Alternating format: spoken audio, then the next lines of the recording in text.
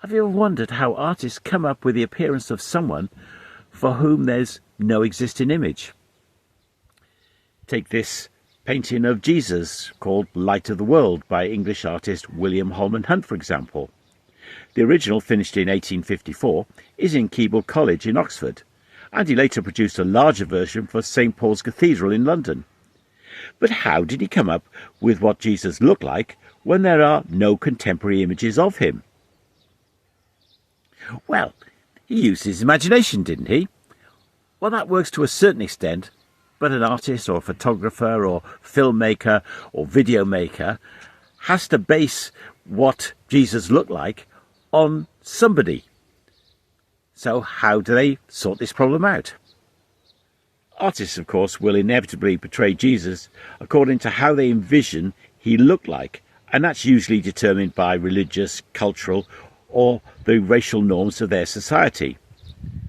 Sometimes an artist will even use the precedents of earlier artists, but the more adventurous may come up with something very much more personal. Stylistically, the Hunt picture is a classic Pre-Raphaelite piece of Victorian art. Most elements of the picture represent this. The picture had a Christian message, being based on Revelation chapter 3 verse 20, which says, "Here I am. I stand at the door and knock. If anyone hears my voice and opens the door, I will come in and eat with that person and they with me." Hunt also linked it with John 8 verse 12, when Jesus spoke to the people and said, "I'm the light of the world. Whoever follows me will never walk in darkness, but will have the light of life." The verses portray Jesus as knocking on the door of the church in Pergamum, a church that has sold out to false teaching, and he urges them to turn away from their direction of travel and invite him back into their lives. The picture also portrays Jesus as bringing light into the lives of his followers as he carries his lamp and knocks on the door. Use of these verses are reflected in the picture of Jesus as the one who suffered for them, with a crown of thorns in his head, bringing light into a dark situation. I've frequently seen this picture used to communicate the most important message that every man and woman, boy and girl can hear, and that is that Jesus comes and knocks on the door of the life of each person, offering them forgiveness and life and hope if they'll only personally turn to him, and to be recipients of all God's promises, both now and eternally. But the real genius, I believe, of Holman Hunt's picture is the way he portrays the face of Jesus. Take a look at the close-up of Jesus' face, and a picture of a face that bears remarkable similarity. Whose face is it? Who is the face that Hunt chose to portray the face of Jesus Christ?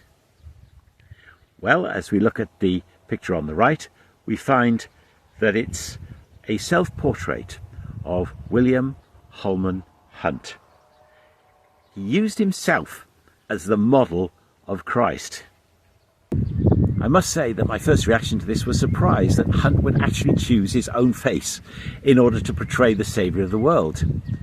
But then I thought, well, whose face do you use? Because the person whose face you use is still just going to be a mere man like yourself.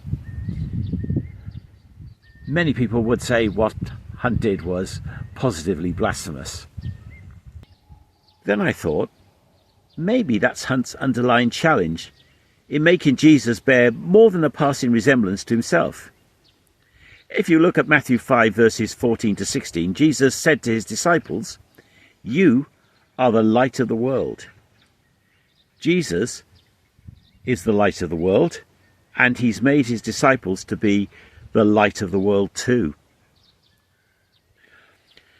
A certain word started to appear in the early church to describe the followers of Jesus. It's in the book of Acts. They were called Christians.